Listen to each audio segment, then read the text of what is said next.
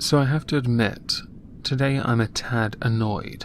I am annoyed because it has taken this long for me to finally realise with absolute certainty that my Prime Minister does not represent the interests of the United Kingdom and does not truly reflect on the vote of the referendum. So 2 years ago we had a referendum. In that referendum there was a ballot. Simply remain or leave were the options. Over time, people have asked and shifted goalposts in doing so. We did not agree the terms to our exit, to which I have to reply, and have done so many times.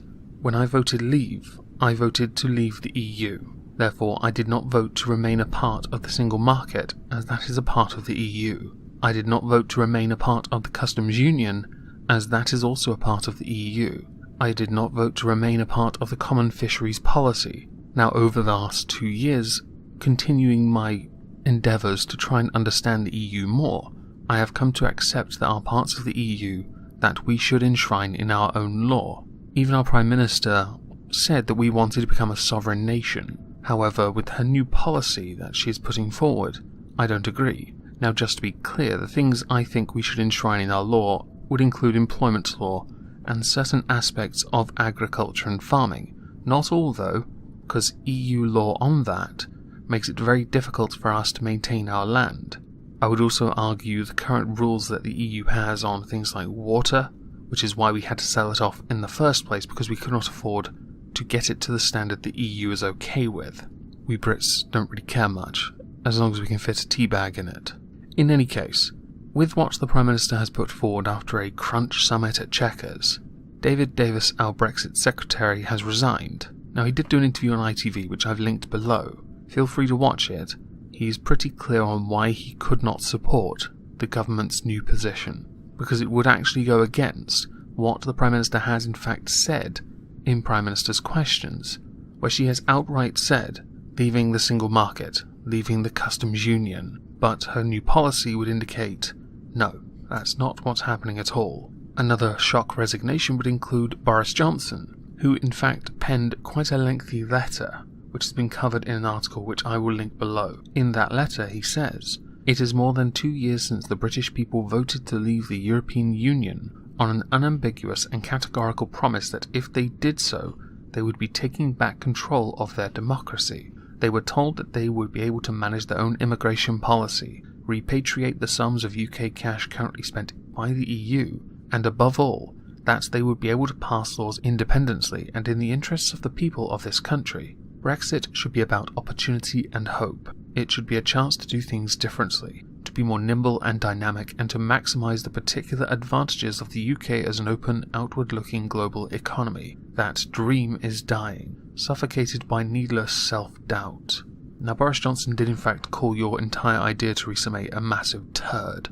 So let's have a look at that idea, because I think we should understand best what it is you put forward. So basically, what Theresa May's put forward is basically a soft Brexit, and there are 6 key points from it. 1.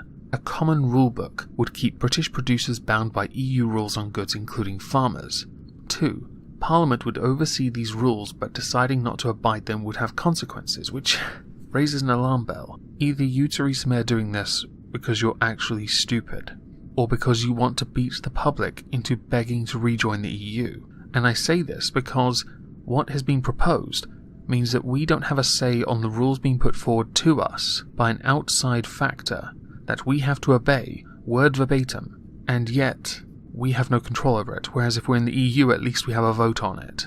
Even Remain voters find this to be fucking stupid, and I will link a suitable interview down below with Batten and I believe a Remain campaigner, where they both said Theresa May's new idea is an absolute shambles. 3. Joint UK-EU Committee to oversee and rule on disputes, but these would be settled based on more than 40 years of EU laws. What's the point of the committee then, other than to make us look like we actually have some influence when in fact we have none? 4. Britain to effectively stay in the EU's customs union, described as a combined customs territory to avoid hard border with Ireland.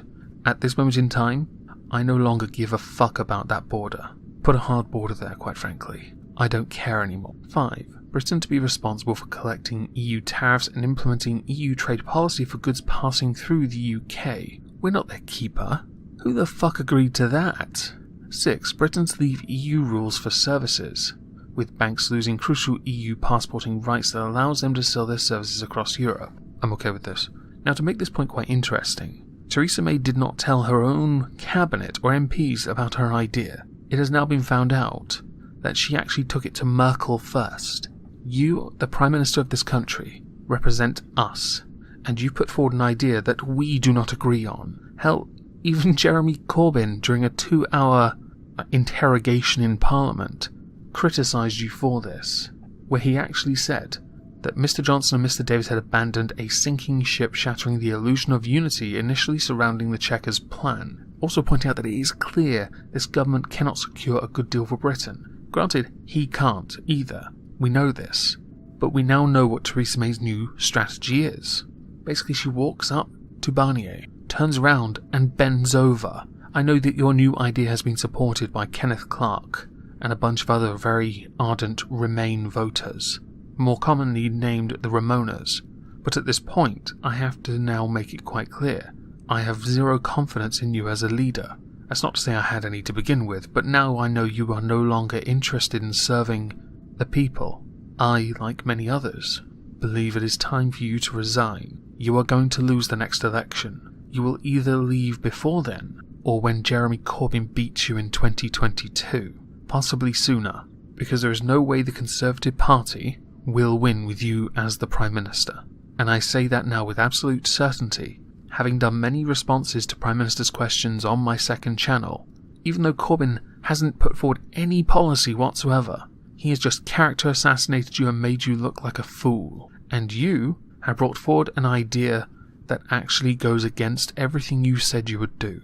That, by definition, means you have, Theresa May, betrayed the will of the people. That, to me, tells me you are no longer fit to hold that esteemed office, and your premiership should come to an end now. Now, since David Davis and Boris Johnson resigned, a fellow Brexiteer has taken over the position of David Davis, who Paul Joseph Watson pointed out some rather interesting points about, and I'm going to play that clip now.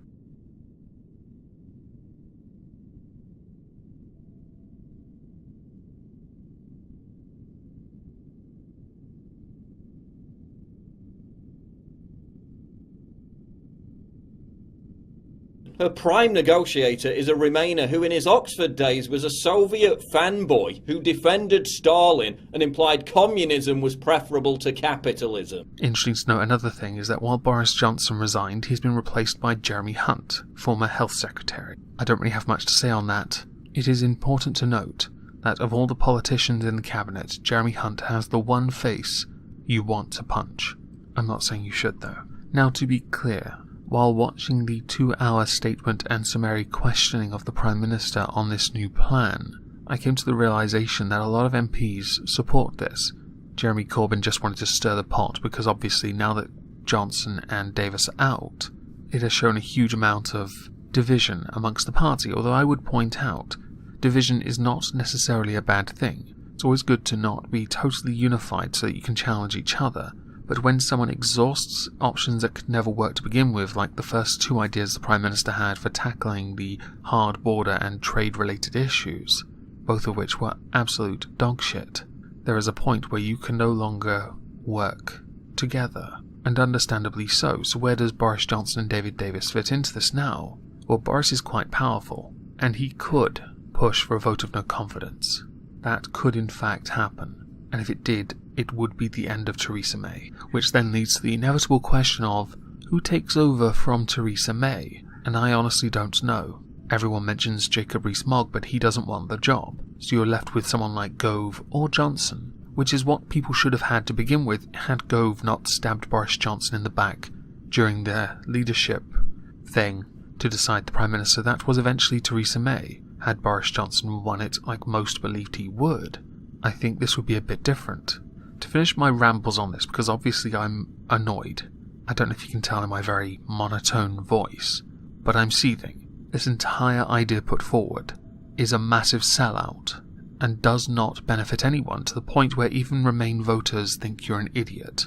This week, Prime Minister's questions hopefully will be on, and I honestly believe minus the obvious character assassinations of Johnson and Davis by Corbyn, I can see you, Theresa May, getting absolutely reamed by everyone, even the SNP, although you can be sure they'll be chuffed to bits that we made that concession with the customs union, which I'd like to point out, now that you've made that precious little concession, we'll probably see Barnier, the negotiator for the EU, start asking for more. You see, whereas David Davis gave them some over the time he was in charge of negotiations, to make sure that we had a little leeway here and there and agreed terms, with the EU unflinchingly not moving at all because they seem to be fucking stupid.